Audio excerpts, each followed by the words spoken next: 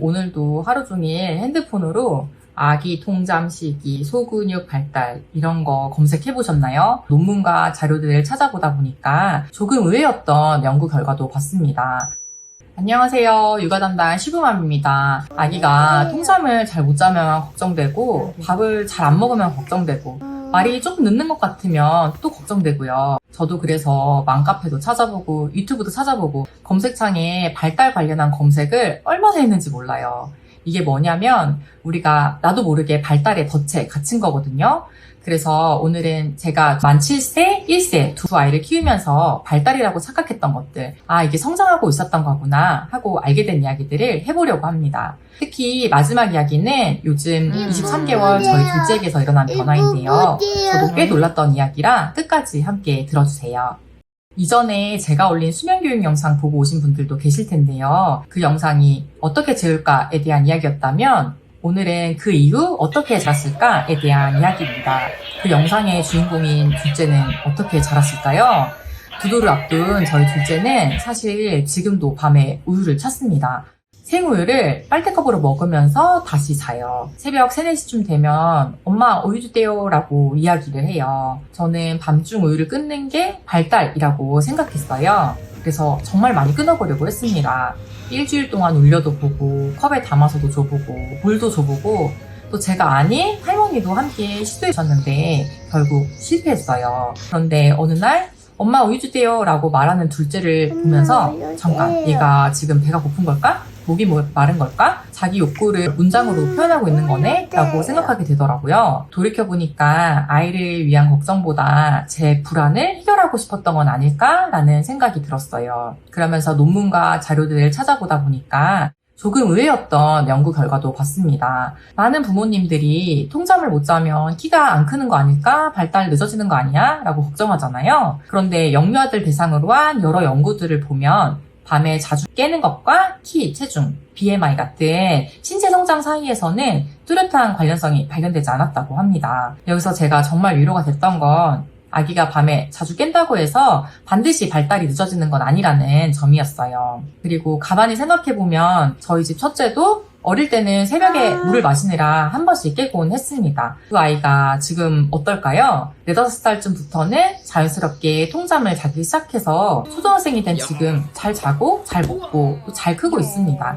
그래서 둘째를 보면서도 조금은 기다려보자 라는 마음이 생기더라고요. 소아과 의사들과 또 수면 전문가들이 공통적으로 말하는 것도 통잠 자체보다 숙면이 더 중요하다는 거였어요. 기억력, 학습, 감정 조절, 뇌 발달이 충분한 수면 속에서 이루어진다고 하더라고요. 그래서 저는 언제 통잠 자냐보다 충분히 자고 있느냐를 먼저 보기 시작했습니다. 물론 수면 문제가 심하거나 또 가족 모두가 지쳐있다면 도움이 필요할 수도 있습니다. 하지만 정상 범위 안에 많은 아이들에게는 통잠 자체보다 숙면이 더 중요한 목표일 수 있겠다는 생각이 들었어요. 요즘 저희 둘째는 밥보다 국수나 면을 더 좋아해요. 예전 같았으면 정말 스트레스 받았을 거예요. 영양 불균형 오는 거 아니야? 편식 계속하면 어떡하지? 이렇게요. 그런데 아이를 자세히 보니까 식탁에 앉아서 먹는 것보다 배우는 게 더 많아 보였어요. 처음 보는 음식은 당연히 밀어내거나 뱉어요. 싫다고 표현하니까 걱정했죠. 어느 날 형이 먹는 브로콜리나 버섯을 슬쩍 집어 먹더라고요. 냄새도 맡아보고 손으로 만져보고 제가 시키지 않아도 스스로 관심을 갖고 시도했다는 게 놀라웠습니다. 나중에 공부해보니까 이런 과정이 자기조절 능력과 연결된다고 하더라고요. 자기조절은 배가 부르면 멈추고 배고프면 먹고 싫으면 표현하고 궁금하면 시도하는 힘입니다. 발달 전문가들은 이런 자기조절 능력이 나중에 집중력과 사회성, 학습 능력의 기초가 된다고 설명해요. 저는 한 숟가락 더 먹이는 게 중요하다고 생각했는데 사실 아이는 식탁에서 자기 몸을 이해하는 연습을 하고 있었나 봐요. 혹시 지금도 밥 한 숟가락 더 먹이려고 식사 시간마다 전쟁 중이신 부모님 계시다면 오늘 영상은 안 먹어도 괜찮다는 얘기가 아니라 먹는 양만 보느라고 놓치고 있었던 다른 측면에서의 성장을 봐주시면 좋을 것 같아요. 이 이야기가 제가 오늘 가장 하고 싶은 이야기입니다. 저도 유튜브 보여줬습니다. 유튜브 틀면 아이는 조용하고 저도 편하거든요. 집안일도 해야 하고 첫째 숙제도 봐줘야 되니까요. 어쩌면 저는 아이의 발달보다 아이의 얌전함을 더 원했던 건 아닐까 싶었어요. 그런데 이번 어린이날 연휴에 조금 충격을 받았습니다. 아기가 아침에 눈을 뜨자마자 엄마가 아니라 유튜브를 찾더라고요. 그 순간 좀 걱정이 됐어요. 이 부분은 제가 이전에 올렸던 미디어 영상에서도 이야기했었는데요. 소아과학회와 발달 전문가들은 24개월 이전에는 미디어 노출을 가급적 권장하지 않고 그 이후에도 부모와 함께 보면서 점진적으로 시간을 늘리는 것을 추천하고 있습니다. 왜냐하면 이 시기 아기의 뇌는 영상 자체보다 사람과의 상호작용을 통해서 더 많이 배우기 때문이에요. 그래서 저도 미디어를 끊고 줄여보기를 시작했습니다. 딱 일주일 지나니까 달라지기 시작하더라고요. 심심하면 유튜브를 찾던 아이가 이제는 책을 들고 오기 시작했고 책 읽어달라고 제 무릎 위에 올라와서 앉아요. 그리고 한 달 정도 지난 요즘은요, 어린이집 선생님들께 이런 말씀도 들었습니다.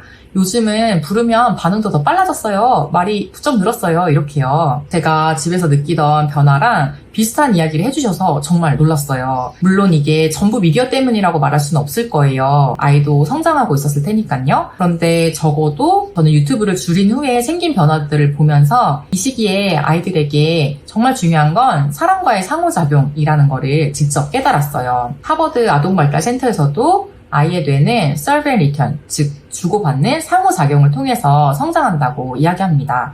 그래서 저도 아이랑 뭘 하고 놀아줘야 되지? 이런 고민 정말 많이 해요. 그래서 첫째 때도 쓰고 둘째 때도 다시 사게 된 게 말놀이 펜이었어요.